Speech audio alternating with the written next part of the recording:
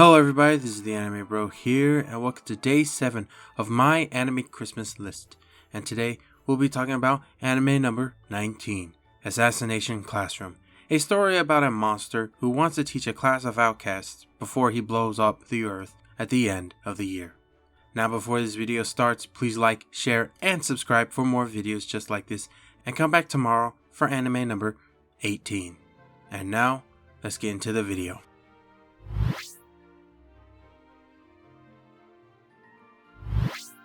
Alright, so the first thing that I want to talk about is the story. Now just like my anime reviews, I had a good point that I really liked about the show, and a bad point that I really thought it needed to fix. And we're first going to start off with a good point. So a good point that I really liked about the show was that it was very funny. Now out of all the shows that I've seen, this is one of the rare ones that actually made me laugh. Some animes that do have comedy in it don't really make me laugh. They just, kind of lighten the mood. But this one, I actually laughed at some bits. I just really like the character of Koro Sensei and all the things that he's doing with his class.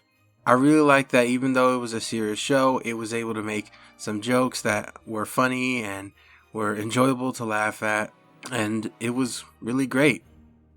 So a bad thing that I really didn't like about the show was that there was a lot going on in this show. Now, I don't mean that as in the pacing was too quick. It was just that there were so many things that were happening in this show. You would have one episode where a teacher was an actual assassin trying to kill the, teacher. And then another, you would have a student who was a robot. It was just really weird seeing so many things happen in this show. Now, it still is a good show. It's just that, sometimes it kind of gets carried away on what it does. Now, I know that it would make it different from other shows, but to me, I kind of wish it was just a little bit simpler.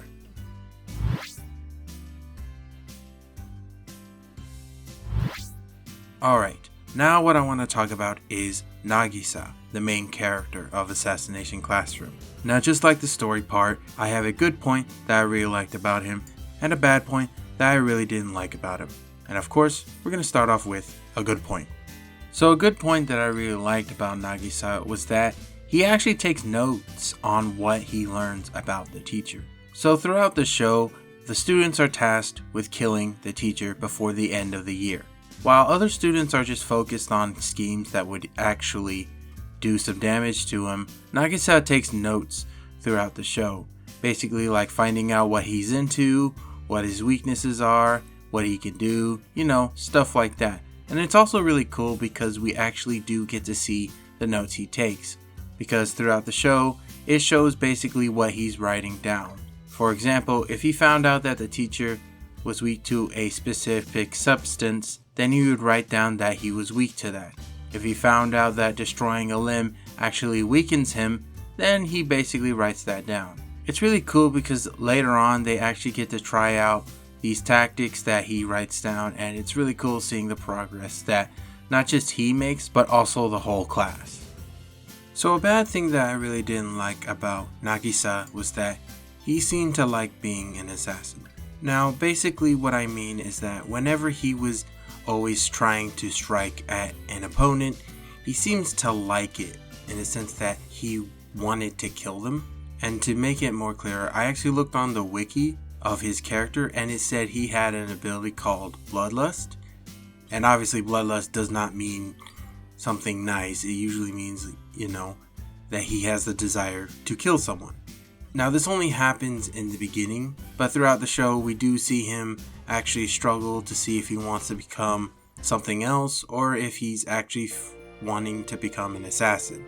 And it's really cool seeing this struggle with him because, he's still a kid and he's trying to learn, and it shows like growth that he has because in the beginning he's not someone with confidence, and then later on he finds a thing that he's good at and wonders if it's really right for him to do that.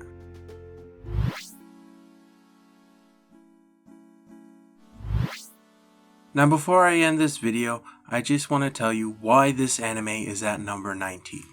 Even though this show is very funny and I really thought that it was a good show altogether, I think that the moments in the show were rewatchable, but not the whole show.